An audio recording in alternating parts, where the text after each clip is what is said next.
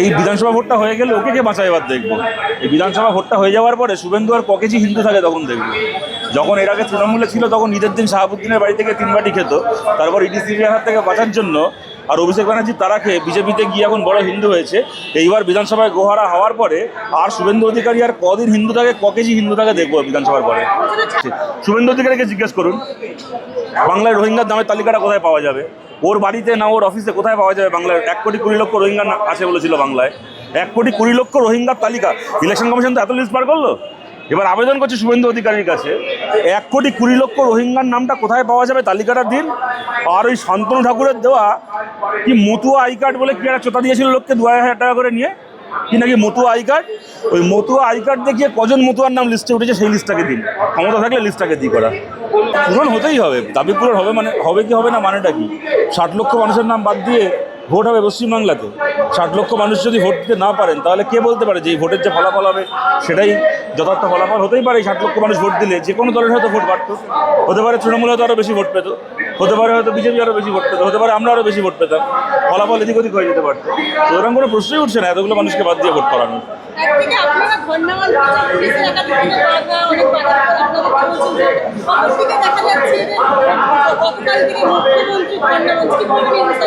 এটা তো আমাদের কাছে নতুন কিছু না। আমি আপনাদের একটা কথা বলি, ধরুন 2023 সালের কথা। এটা 2023 সালের 21শে জুলাই ধর্মতলার যে জায়গায় মমতা বন্দ্যোপাধ্যায় সভা করেছেন, ঠিক তার 40 দিন পরে ঠিক সেই জায়গায় সভা করার জন্য বিমান বসুর নামে মোহাম্মদ সেলিমের নামে এফআইআর করেছে পুলিশ, এই কলকাতা পুলিশ। ঠিক ওই এক জায়গাতে 40 দিনে মমতা ব্যানার্জি সভা করেছে। সুতরাং পশ্চিমবাংলার পুলিশের কাছ থেকে এই ভূমিকা আমরা প্রথম দেখছি না।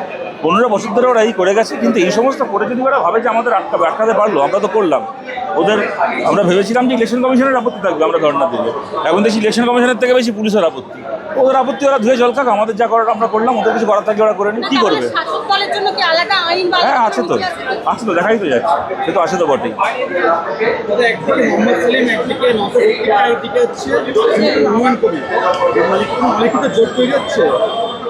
দেখুন, আইএসএফের সাথে বামফ্রন্টের তো বোঝাপড়া রয়েছে। আশা করছি সেই বোঝাপড়া, আমরা কনফিডেন্ট বা আমরা যতদূর জানি সেই বোঝাপড়া প্রায় ফাইনাল পর্যায়ে।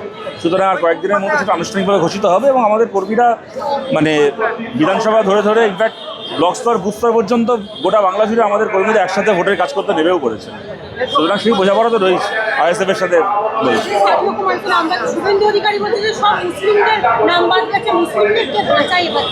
হ্যাঁ, এই বিধানসভা ভোটটা হয়ে গেলে ওকে কে বাঁচায় এবার দেখবো। এই বিধানসভা ভোটটা হয়ে যাওয়ার পরে শুভেন্দু আর ক কেজি হিন্দু থাকে তখন দেখবো। যখন এর আগে তৃণমূলে ছিল তখন ঈদের দিন শাহাবুদ্দিনের বাড়ি থেকে 3 বাটি খেত, তারপর ইডি সিবিআই হাত থেকে বাঁচার জন্য আর অভিষেক ব্যানার্জি তারা খেয়ে বিজেপিতে গিয়ে এখন বড় হিন্দু হয়েছে। এইবার বিধানসভায় গোহারা হওয়ার পরে আর শুভেন্দু অধিকারী আর কদিন হিন্দু থাকে, ক কেজি হিন্দু থাকে দেখবো বিধানসভার পরে।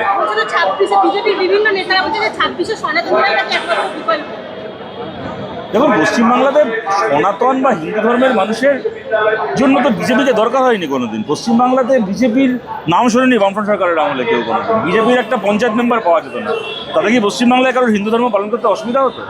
34 বছর আমরা সরকার চালিয়েছি, কেউ বলতে পারবেন বাংলা দুর্গাপুজো, কালী পুজো, ঈদ, মহরম, ভাইফোঁটা কোনো কিছু করতে কারো কোনো অসুবিধা হয়েছে?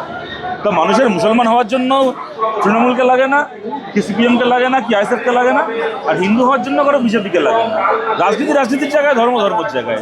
সুতরাং যারা এই ধর্মের নাম করে রাজনীতি করতে চাইছে, আমরা চাই বাংলায় 26-এর ভোট যেন তাদের শেষ ভোট হয়। আপনি কি মনে করছেন আগে ধর্ম না আগে রাজনীতি?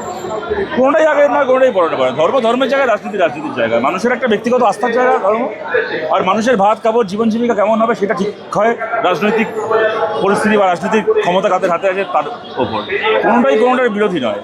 একই মানুষ, যে মানুষ মন্দিরে পুজো করেন, যে মানুষ মসজিদে গিয়ে নামাজ পড়েন, সেই মানুষও চান যে বাড়িতে ফিরে এসে তার জন্য উনুনে হাঁড়ি চড়ে।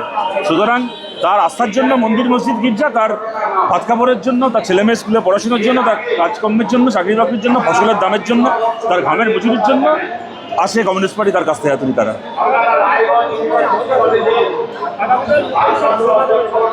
ওনার ধর্ণা দিতে ইচ্ছে ধর্ণা দেবেন উনি, তাতে আমাদের বলার কি আছে। দেখুন, মুখ্যমন্ত্রী এসআইআর প্রক্রিয়া শুরু হওয়ার আগে উনি বলেছিলেন যে বাংলায় উনি বেঁচে থাকতে নাকি এসআইআর হবে না। আর আমি জানি না উনি এখনও বেঁচে আছেন, এর মধ্যে মরে গেছেন। এসআইআর তো বাংলায় হয়ে গেল, এখন আপনি বলছেন উনি কালকে ধর্ণা দেবেন, তার মানে উনি এখনও বেঁচে আছেন। কী করে বেঁচে আছেন জানি না। ওনার জায়গায় অন্য কেউ থাকলে তো লজ্জায় মরে যেত একদিন। এত বড় বড় কথা বলার পরে সুপ্রিম কোর্টে গিয়ে এত নাটকবাজি করার পরে 60 লক্ষ মানুষের নাম এখন ঝুলে আছে, আর এত লক্ষ মানুষের নাম বাদ চলে গেল, অন্যায়ভাবে বাদ চলে গেল। এখানে উপস্থিত আছে, এখন নাম করে বলবো না আপনাদের সামনে, একজন সাংবাদিক একটু আগে এসে বলে গেল, এইটা কভার করতে এসছে, আমাদের মিছিলে আসেনি, যে সাংবাদিক তিনি, বাংলার একটা অত্যন্ত পুরনো একটা অত্যন্ত বড় খবরের কাগজের সাংবাদিক তিনি, এসে এখন বলে গেলেন তার গোটা পরিবারের নাম আছে, তার বোনকে আর তাকে হিয়ারিংয়ে ডাকা হয়েছে, তার বোনের নাম রয়েছে, বাবা মায়ের নাম রয়েছে, তার নামটা বাদ দিয়ে দেওয়া হয়েছে লিস্ট থেকে, ডিলিটেড হয়ে গেছে তার নাম।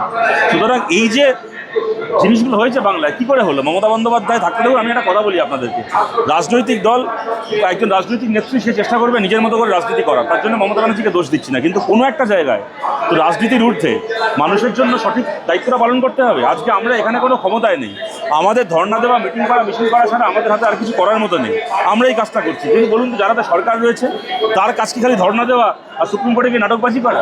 যার হাতে সরকার রয়েছে সেই সরকারটাকে ব্যবহার করে চাইলে পারতেন না মানুষগুলোকে। কেরালায় আমাদের সরকার রয়েছে, ওই কেরালায় তো পিনারাই বিজয়নকে সুপ্রিম কোর্টে গিয়ে নাটকও করতে হয়নি আর রাস্তায় গিয়ে ধর্ণাও দিতে হয়নি। পিনারাই বিজয়ন কী করলেন? যেদিন এসআইআর ঘোষিত হলো, পিনারাই বিজয়ন নিজের বিএলও, সরকারি কর্মচারী, এআরও, এইআরও দিয়ে একেবারে দায়িত্ব নিয়ে গোটা এসআইআর প্রক্রিয়াটাকে নিজের কন্ট্রোলের মধ্যে নিয়ে নিলেন। নিয়ে তারপরে কী করলেন? উনি নিশ্চিত করলেন বিজেপি যাই চাক না কেন, ইলেকশন কমিশন যাই চাক না কেন, কেরালায় যেন একজনও মানুষের নাম অন্যায়ভাবে ডিলিটেড না হয়। এবং হলো না। কেরালা এমন একটা রাজ্য যেখানে 30%-এর বেশি মুসলিম মানুষ আছেন, বাংলার থেকে বেশি মুসলিম জনসংখ্যা কেরালায়।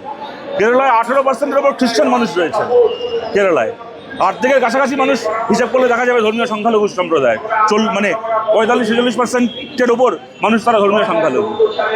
তারপরও সেই রাজ্যে একজন মানুষের নামও ইলেকশন কমিশন কি বিজেপি বাদ দিতে পারেনি অন্যায়ভাবে লিস্ট থেকে। আবার এটাও যেমন সত্যি, তেমন আবার এইটাও সত্যি, একজনও মৃত মানুষের নাম জোর করে লিস্টে রেখে দেওয়া হয়নি, একজনও স্থানান্তরিত মানুষের নাম লিস্টে রেখে দেওয়া হয়নি।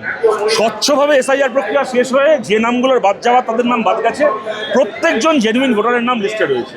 তার জন্য পিনারাই বিজয়নকে মমতা ব্যানার্জির মতো রাস্তায় নেবে আর সুপ্রিম কোর্টে গিয়ে নাকামি মারতে হয়নি। সুতরাং একটা সরকার, তার মুখ্যমন্ত্রীর এইটা কাজ, এইটা দায়িত্ব, উনি সেই কাজটাকে না করে উনি রাজনৈতিক সার্কাস করছেন, ভালো কথা। ইলেকশন কমিশন দেখুন, ইলেকশন কমিশনকে প্রশ্ন করছেন কেন? ইলেকশন কমিশন তো বলেনি কখনো বাংলায় রোহিঙ্গা আছে। শুভেন্দু অধিকারীকে জিজ্ঞেস করুন বাংলায় রোহিঙ্গার নামের তালিকাটা কোথায় পাওয়া যাবে, ওর বাড়িতে না ওর অফিসে কোথায় পাওয়া যাবে বাংলায় 1,20,00,000 রোহিঙ্গা আছে বলেছিল বাংলায়, 1,20,00,000 রোহিঙ্গার তালিকা। ইলেকশন কমিশন তো এত লিস্ট বার করলো, এবার আবেদন করছে শুভেন্দু অধিকারীর কাছে 1,20,00,000 রোহিঙ্গার নামটা কোথায় পাওয়া যাবে তালিকাটা দিন। আর ওই শান্তনু ঠাকুরের দেওয়া কি মতুয়া আই কার্ড বলে কি একটা চোতা দিয়েছিল লোককে 2,000 টাকা করে নিয়ে, কি নাকি মতুয়া আই কার্ড, ওই মতুয়া আই কার্ড দেখিয়ে কজন মতুয়ার নাম লিস্টে উঠেছে সেই লিস্টটাকে দিন, ক্ষমতা থাকলে লিস্টটাকে দিন।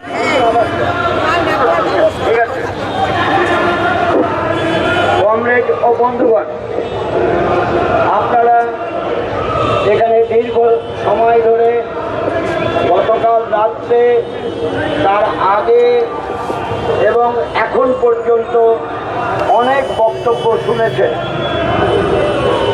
আমরা গিয়েছিলাম সিইওর দপ্তরে, সিইওর কাছে আমাদের কাগজ জমা দিতে এবং সিইওর সঙ্গে আলোচনা করতে। যেটা বুঝতে পারলাম যে কার কি ধারণা ছিল আমি জানি না, আমার ধারণা গভর্নমেন্ট অফ ইন্ডিয়া